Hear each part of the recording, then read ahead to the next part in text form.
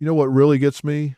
When someone who spent your entire childhood making you feel worthless suddenly shows up expecting you to take care of them in their old age. And they don't ask, they demand it. They expect it.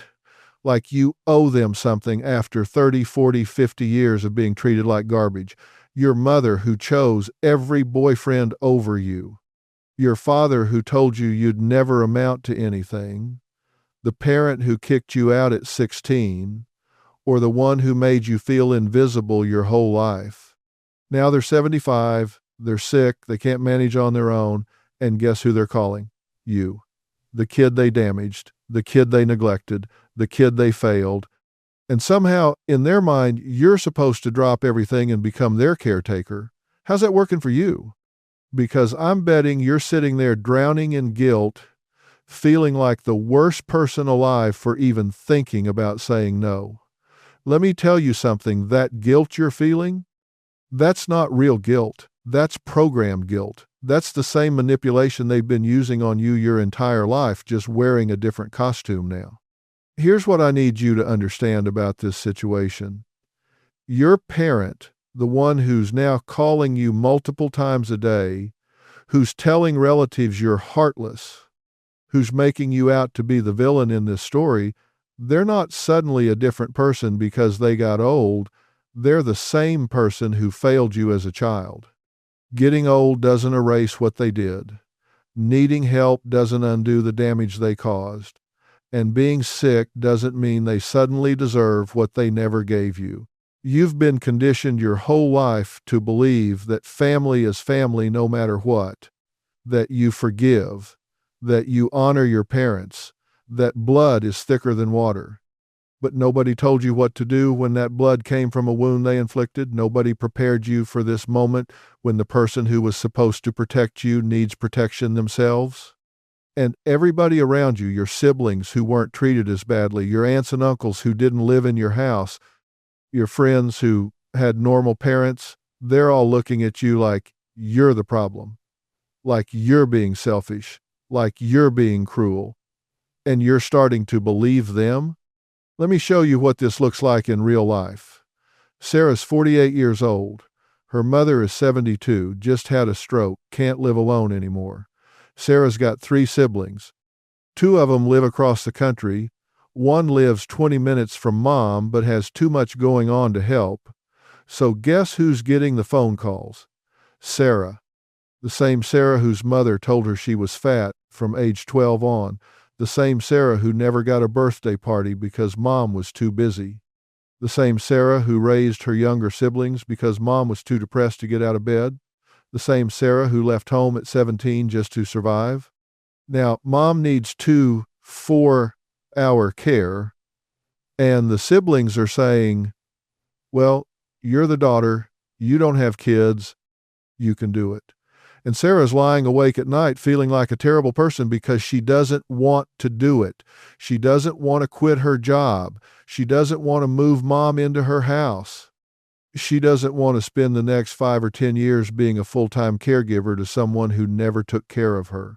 But the guilt is eating her alive. So here's the thing you're not seeing. This is a pattern and you know it. Your parent has been taking from you your entire life. Your childhood, they took that. Your sense of worth, they took that. Your ability to trust people, they took that too. Your peace of mind, your confidence, your belief that you mattered, all of it they took. And now they want more. They want your time, your money, your energy, your life. And you're considering giving it to them because you're still that little kid inside hoping that maybe this time, if you just do enough, they'll finally love you the way you needed them to love you back then. Let me be clear about this. They're not going to change. You're not going to suddenly get the parent you deserved just because you're wiping their backside and managing their medications. That fantasy you're holding on to, that if you do this, they'll finally see you, appreciate you, tell you they're proud of you, it's not gonna happen. You know exactly what you're doing. You're trying to earn something you should have been given freely 40 years ago. Here's what kills me about this whole situation. The same people who are pressuring you to take care of your toxic parent, where were they when you were being damaged? Where was your aunt who's now calling you selfish when you were 10 years old and your mom was screaming at you for getting a B on your report card? Where was your brother who's now saying family takes care of family when dad was telling you you were stupid? They didn't witness what you lived through. They don't carry the scars you carry. They don't wake up at 3 a.m. with anxiety because someone raised their voice at you. They don't flinch when someone's angry. They don't have that voice in their head that still sounds like your parent telling you you're not good enough. But they sure have opinions now about what you should do. And you're listening to them because you've spent your whole life trying to be the good one, the responsible one, the one who doesn't make waves. Stop playing the victim to other people's opinions. Let me tell you what's really happening here. Your parent is using the only tool they have left, guilt. They can't control you physically anymore. They can't ground you or punish you or withhold love like they used to, so they're using guilt, and they're good at it because they've had decades of practice.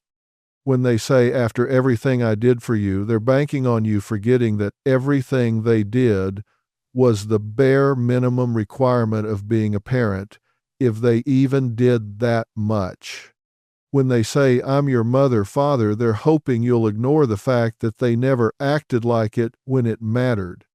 When they cry and say, you're abandoning me, they're counting on you not pointing out that they abandoned you emotionally for your entire childhood. This is manipulation. You either get it or you don't. And if you're reading this feeling that knot in your stomach, you get it. You know exactly what they're doing. The question is, are you going to let it work? You want to know what's happening? You're at a crossroads. One path is doing what everybody expects. You take mom or dad into your home, you quit your job or cut your hours. You become their full-time caregiver. You sacrifice your marriage, your kids, your health, your sanity. You spend the next however many years being used one more time, and you tell yourself you're doing the right thing. You tell yourself this makes you a good person. But here's what you're not admitting. You're not doing it because it's right. You're doing it because you're scared. You're scared of the judgment. You're scared people will think you're heartless. You're scared of the guilt that's been your constant companion since childhood. You're scared that if you say no, it proves what your parent always said about you, that you're selfish, that you're ungrateful, that you're the problem. The other path, that's the one where you say no, where you set a boundary that should have been set 30 years ago, where you choose your life, your peace, your future over someone who never chose you. Let me break this down for you. You don't owe your parent caregiving. You don't owe them your house. You don't owe them your income. You don't owe them your time. You don't owe them your emotional energy. What did they give you that created this debt everybody's telling you that you have? Food, shelter, clothing. That's not extra credit. That's the law. That's what they're required to do when they choose to have a kid. Did they give you love? Did they give you support? Did they give you safety? Did they give you the emotional foundation every child deserves? No. Then where's this debt coming from? I'll tell you where it's coming from. A society that values bloodlines over actual relationships. It's coming from people who had normal childhoods and can't imagine what yours was like. It's coming from your parents' manipulation. And it's coming from that broken part of you that still wants their approval. So here's what you need to face. Taking care of your toxic parent won't heal your childhood. It won't erase what they did to you. It won't turn them into the parent you needed. It won't make them suddenly see you and love you and apologize for everything. You know what it will do? It'll give them access to hurt you all over again. Because people who were toxic when they were strong don't suddenly become kind when they're weak. They become more demanding, more critical, more manipulative. Your mother, who called you fat, she'll comment on your weight while you're helping her to the bathroom. Your father, who said you'd never amount to anything, he'll criticize how you're taking care of him. They'll complain about the food you make, the way you do things, the fact that you're not doing enough, and you'll be trapped in your own home with the person who damaged you, except now you can't even leave. Now you're responsible for keeping them alive while they're still killing parts of you. Here's what nobody's telling you. There are options that don't involve you sacrificing yourself. Nursing homes exist. Assisted living facilities exist. Home health aides exist. Professional caregivers exist. Your parents' limited income, Medicaid exists. Their house that they're refusing to sell, that's their choice, not your emergency. They can sell it and use that money for care. They can apply for government assistance. They can ask the siblings who are conveniently unavailable what they can't do or what they shouldn't be able to do is demand that you destroy your life to preserve theirs. But that only works if you're willing to say no. And right now, you're not. Right now, you're trying to figure out how to make this work instead of asking yourself whether you should make this work. Let me ask you something. What's your goal here? Because I think you're confusing goals. You think your goal is to figure out how to care for your parent without losing your mind. But that's not possible. You can't care for someone who abused or neglected you without it destroying you. The proximity alone will re-traumatize you. The constant contact will reopen every wound you've spent decades trying to heal. So what's your actual goal? Is it to not feel guilty? Then you need to understand that you're going to feel guilty no matter what you choose, so you might as well feel guilty while protecting yourself instead of guilty while being used. Is it to not be judged by others? Too late, they're already judging you, and they'll judge you whether you help or not. Is it to finally get your parents' love? We've already established that's not going to happen. So what are you actually trying to accomplish here? This is who you are until you decide to change. You're the person who sacrifices themselves for people who don't deserve it. You're the person who sets themselves on fire to keep others warm. You're the person who's so desperate to be seen as good that you'll tolerate being treated badly. You've done this before. Not just with your parent, with everyone. You're the friend who always helps move even when nobody helps you. You're the employee who works late while others leave on time. You're the family member who hosts every holiday while others just show up. You've built your entire identity around being helpful, being selfless, being needed. And you know why? Because when you were a kid, the only time you got any positive attention was when you were useful. So you learned to be useful. You learned that your value came from what you could do for others, not from who you were. And your toxic parent is about to exploit that programming one more time. Here's the reality. If you take on this caregiving role, it won't be temporary. It won't be just until we figure something else out. It'll be years. And during those years, your marriage will suffer. Your spouse will watch you disappear into caretaking mode. They'll see you exhausted, resentful, unavailable. They'll try to be supportive at first, but eventually they'll get tired of coming second to the parent who treated you like garbage. You'll fight about it. They'll say, "You're choosing them over us," and they'll be right. Your kids, if you have them, will grow up watching you be used, learning that it's normal to sacrifice yourself for people who hurt you.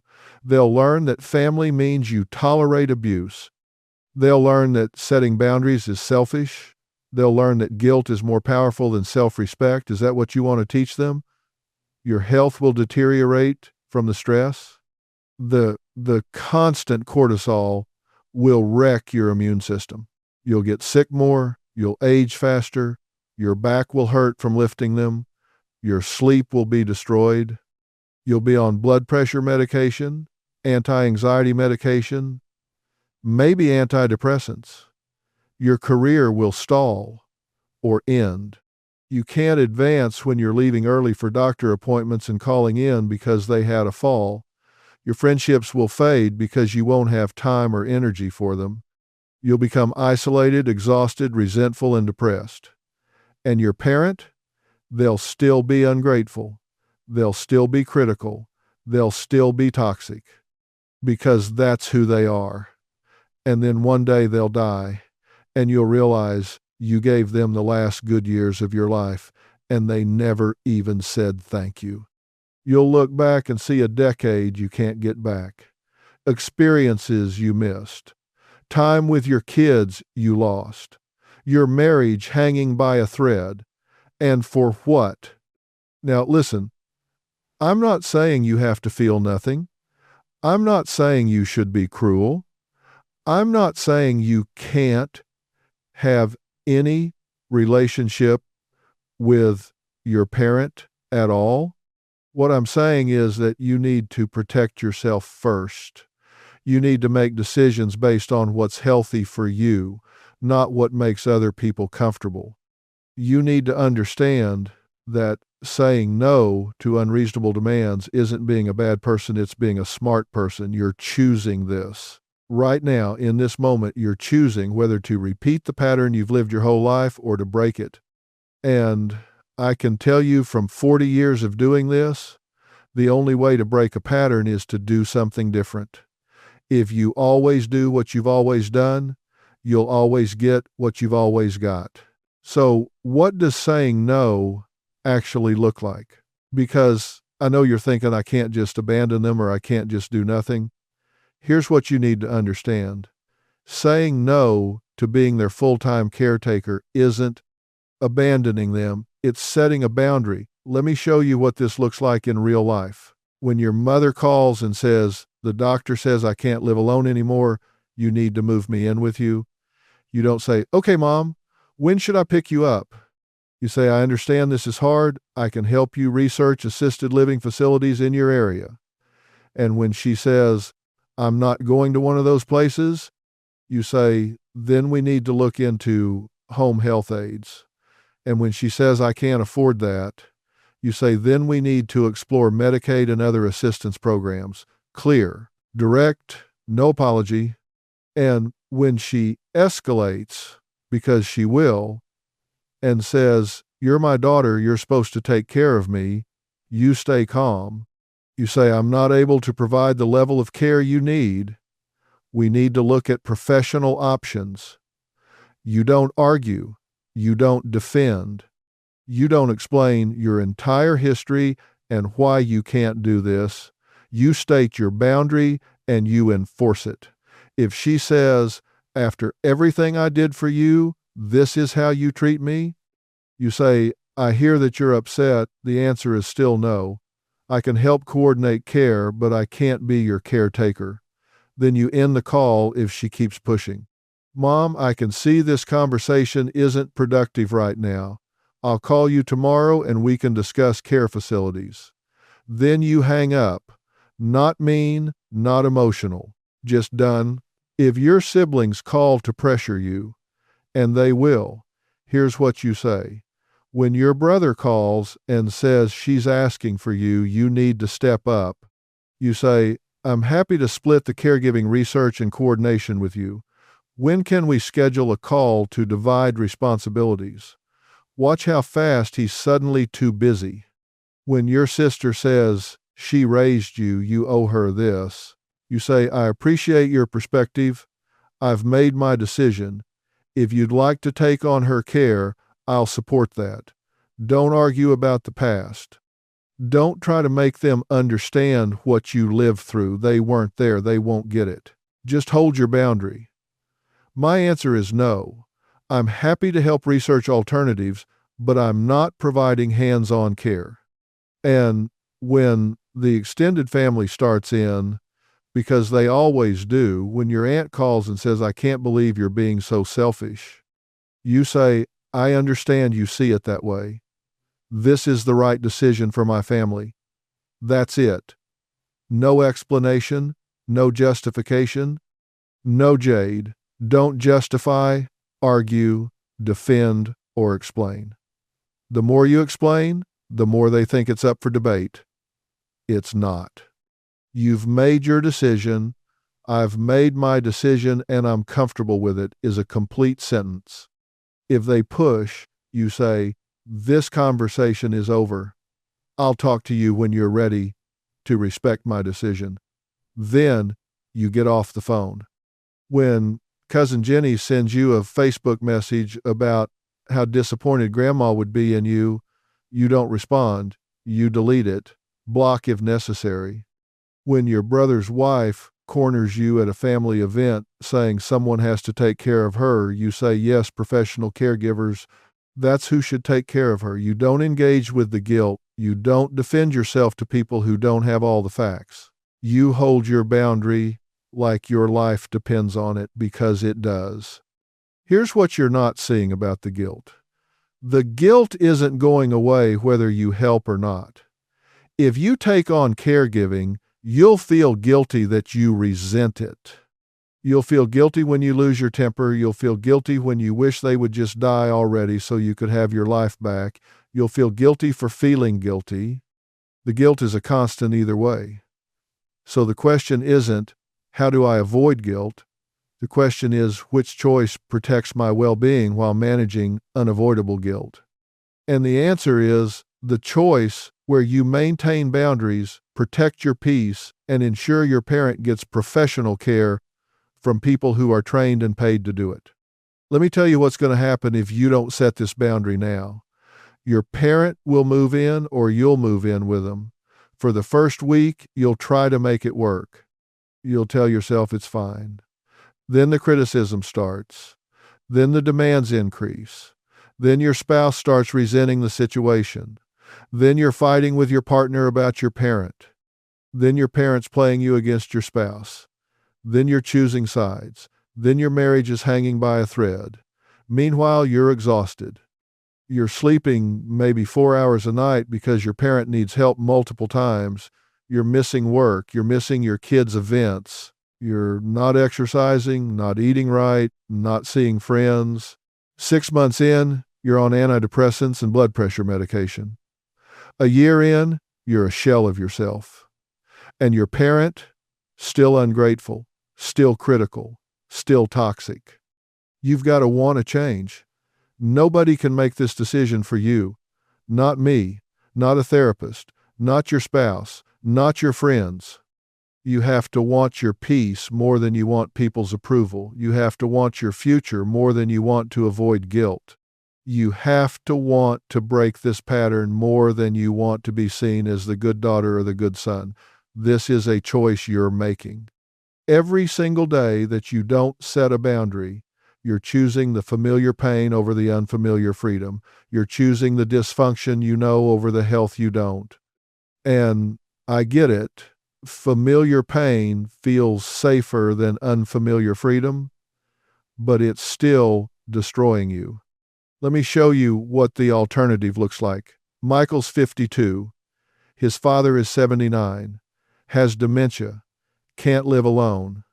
Michael's father beat him as a kid, told him he was worthless, kicked him out at 17, didn't speak to him for 10 years, reconnected briefly, stayed toxic.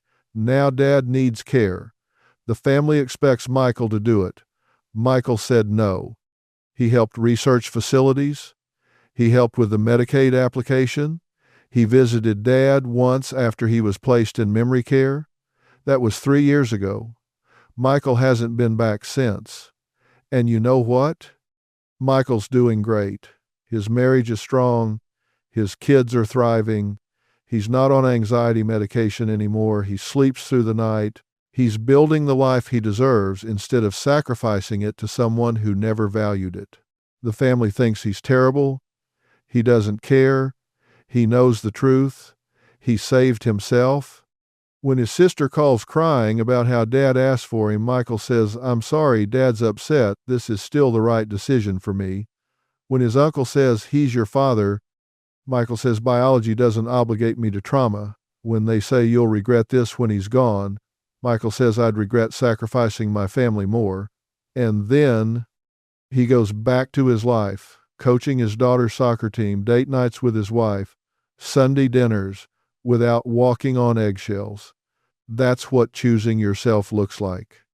That could be you, but only if you're willing to be seen as the bad guy by people whose opinions shouldn't matter more than your well-being. Only if you're willing to sit with the guilt until you realize it's based on lies you were told about what you owe.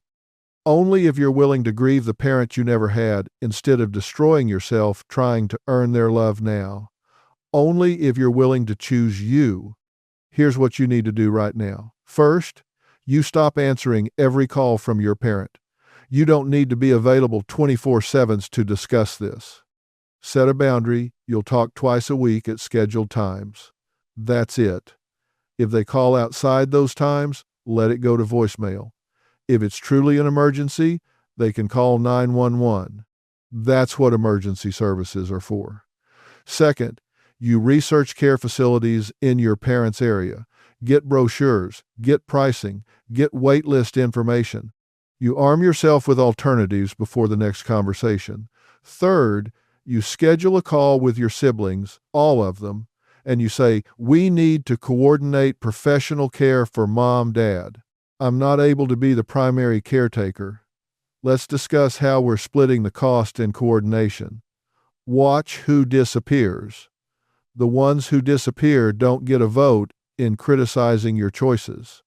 Fourth, you write out your boundaries and you memorize them. I'm not able to provide hands-on care. I can help research facilities and coordinate professional care. This decision is final. I understand you're upset. And the answer is still no. You practice saying these until they feel natural. Because when your parent is crying or your sister is yelling, you need to be able to say these without wavering. Fifth, you tell your spouse or your closest friend what you're doing and you ask them to hold you accountable. You need someone who'll remind you why you're doing this when the guilt gets overwhelming. Someone who'll say, "Remember what you told me about your childhood? This is you protecting yourself. You're doing the right thing." And sixth, this is the hard one. You accept that some people are going to think you're horrible. Your parents' friends, some family members, people at church, neighbors who don't know the whole story. You accept that they're going to talk about you, they're going to judge you, and you decide that you can live with that. Because the alternative is living with the daily trauma of caring for someone who damaged you. And that'll kill you faster than any judgment. What are you going to do about it? Because right now, you're reading this and you're either nodding along thinking he's right, or you're getting defensive thinking, but my situation is different. Your situation isn't different. Toxic is toxic. Abuse is abuse. Neglect is neglect. And the guilt you feel doesn't change what happened or what you deserve. You deserve peace. You deserve a life that isn't consumed by caring for someone who never cared for you. You deserve to protect yourself without apologizing for it. When are you going to wake up? How many more sleepless nights? How many more anxiety attacks? How many more conversations where you're trying to convince yourself you're a bad person for wanting to protect your own well-being? How many more times are you going to replay your childhood looking for evidence that maybe it wasn't that bad? Maybe you're remembering wrong. Maybe you do owe them this. You're not remembering wrong. It was that bad. And even if it wasn't, even if your parent was just neglectful or just emotionally distant instead of actively abusive, you still don't owe them your life. You know better than this. Somewhere inside you, beneath all the guilt and the programming and the fear, you know that what I'm saying is true. You know you don't owe them this. You know that taking on caregiving will destroy you. You know that you're considering it for all the wrong reasons. You know that the little kid inside you who still wants mommy or daddy to love them is making this decision, not the adult you who knows better. You know this. The question is whether you're going to listen to what you know or keep doing what you've always done. This isn't the first time you've sacrificed yourself for your parent. You did it as a kid when you tried to be perfect, hoping they'd be proud. You did it as a teenager when you stayed quiet about what was happening at home. You did it as a young adult when you helped them financially even when you couldn't afford it. You did it when you kept showing up for holidays even when they treated you badly. You did it when you apologized for things that weren't your fault just to keep the peace. You've been doing this your whole life. How's that working for you? Has it earned you the love you wanted? Has it changed them? Has it healed you? No. It's just taught them they can keep taking and you'll keep giving. Stop lying to yourself. You're not considering this because it's the right thing to do. You're considering it because you're scared and guilty and still hoping for something you're never going to get. You're considering it because saying no feels harder than saying yes, even though saying yes will ruin your life. You're considering it because you've spent 40, 50, 60 years believing that your needs matter less than everyone else's. You're considering it because you don't value yourself the way you should. And that's the real problem here. Not whether you should care for your parent, but why you think you don't deserve better than this. Here's what I want you to understand. Choosing yourself isn't selfish, it's survival. Protecting your peace isn't cruel, it's necessary. Setting boundaries with family isn't abandonment, it's self-respect. And refusing to care for someone who failed you isn't revenge, it's consequences. Your parent made choices. They chose not to be there for you. They chose to prioritize themselves over you. They chose to damage you instead of nurture you. Now they're facing the consequences of those choices. That's not your fault. That's not your responsibility to fix. That's not your burden to carry. You taught them how to treat you. For your whole life, you taught them that they could fail you and you'd stick around. That they could hurt you and you'd come back. That they could take and take and take and you'd never say enough. You taught them that there were no consequences for treating you badly. And now they expect more because why wouldn't they? You've never shown them different. But you can teach them something new right now. You can teach them that you matter, that your well-being matters, that they don't get unlimited access to you just because they're your parent, that being old and sick doesn't erase what they did. You can teach them and yourself that you're worth protecting. Can you change what you don't acknowledge? So acknowledge this. Acknowledge that your parent was toxic. Acknowledge that they damaged you. Acknowledge that you're still trying to earn love from someone who's incapable of giving it. Acknowledge that the guilt you feel is programmed, not earned. Acknowledge that you're scared of being seen as a bad person. Acknowledge that you're more afraid of judgment than you are of sacrificing yourself. Acknowledge that you're reading this, hoping I'll give you permission to say no. So here it is. You have permission. You don't need it, but if you need to hear it, I'll say it. You have permission to protect yourself. You have permission to say no. You have permission to choose your peace over their demands. This is a pattern. You've spent your life prioritizing everyone else's needs, putting yourself last, believing that your value comes from what you do for others, accepting less than you deserve because you don't think you deserve better. Your parent is just the latest manifestation of that pattern. But patterns can be broken, not easily, not without discomfort, not without people being upset with you, but they can be broken. And breaking this pattern, saying no to this caregiving demand, is your chance to break all the patterns, to finally put yourself first, to finally believe that you matter as much as everyone else. The best predictor of future behavior is past behavior. Your parents' past behavior tells you everything you need to know about what caregiving will look like. They were critical, they'll be critical. They were ungrateful, they'll be ungrateful. They were manipulative, they'll be manipulative. They prioritized themselves, they'll keep prioritizing themselves. People don't fundamentally change just because they need help. They just have less ability to hide who they really are. Every complaint, every criticism, every guilt trip you experienced as a kid, you'll experience it again, except now you'll be trapped in it because you'll be responsible for keeping them alive. You're smarter than this. You know this is a trap. You know that everyone pressuring you to do this isn't considering your well-being. You know that the siblings who are conveniently unavailable will criticize whatever choice you make. You know that your parent will never appreciate whatever you do. You know that this will consume your life if you let it. You know all of this. So why are you still considering it? What's your payoff? What do you get out of sacrificing yourself? The fantasy that they'll finally love you, the feeling that you're a good person, the avoidance of guilt. None of those things are worth your life. So here's where we are. You've got a decision to make.